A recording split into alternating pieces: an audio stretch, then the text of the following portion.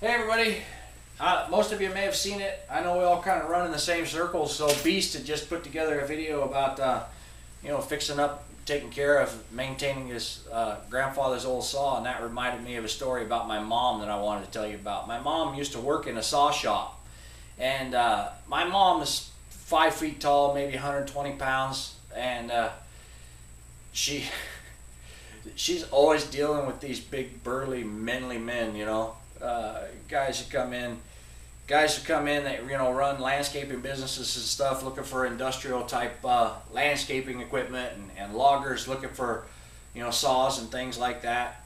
And one of the problems that she always had with people is that they always wanted to talk to the mechanic.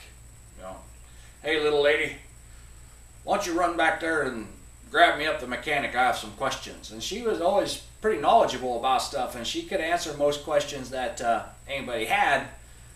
And she would say, look, you're not going to talk to the mechanic. I'm not going to let you do that. He's busy working on, his job is to turn wrenches and to tune saws, not talk and troubleshoot things. So if you want to talk, you talk to me. If you want some work done, he does the work. And boy, these big guys get really pissed off having a little woman tell them that. Boy, they didn't like that a bit. But they respected it, and they understood, because they work and they understand productivity, they understood where she was coming from. And so they always seemed to respect it. Well, one day I stopped by to take her to lunch, and I was standing there kind of waiting for her, and all of a sudden the door comes flying open. The front door of the saw shop flies open, and here comes this old logger. And he's got this great big, he got a 40-inch bar saw over his shoulder, and he's mad as a hornet. He marches right up to the front of that store, and he sets this thing down on the bench, and here comes my mom. She says, what are you doing, Bobby? And he says, I just bought this saw yesterday. I spent $1,200 on this saw. I had it less than 24 hours, and the damn thing quit on me.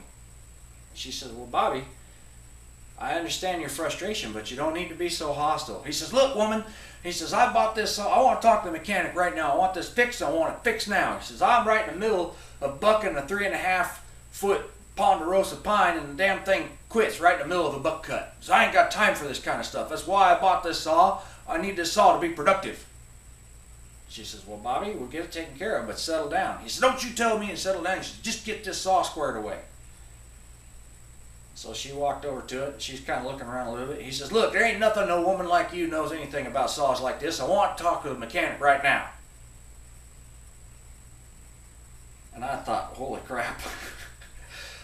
And I said, hey, Bobby, I think you might have just bit off more than you could chew. And he says, you ain't got nothing to say about this. And I said, look, I'm not the one you're going to have to deal with. But I think you bit off more than you could chew. And he kind of scowled at me, and he turned around, and my mother was gone.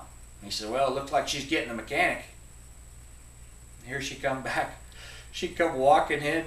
She walks in with a fuel bottle, and she unscrewed the fuel cap and poured fuel in the saw and hit the primer button 3 times. And my little 5-foot, 120-pound mom puts her foot on this great big logger falling saw and grabs a hold of that pull cord with both hands and yanked it as hard as she could with one hand, and that saw fired right up. Pow! Whop, pop, pop, pop, pop, pop, pop, pop. And she picked up that saw. She could barely pick it up, and she hit that trigger about 3 times. Whap, whap, whap. She said, Bobby, I think all you need to do is put fuel in the saw like this. She shut it off. Man, he got madder than hell. He just had this somber look on his face because he knew that he did not take the time up on the mountain to unscrew that fuel cap and look down in there and see if there was fuel in that saw. He knew he'd screwed up. And he grabbed that saw and walked out, and we went to lunch. So that's my story about my mom. Another tough old bird. I've been raised by some tough ones. So speaking of tough, starting Monday, she starts the biggest battle of her life. She's got throat cancer. She's got cancer on the side of her neck about the size of a kiwi. And Monday she starts chemotherapy, and later in the week she'll start radiation. So if you could throw a few words upstairs for her, that'd be great. And I appreciate the fact that you're enjoying all my stories. Have a great time.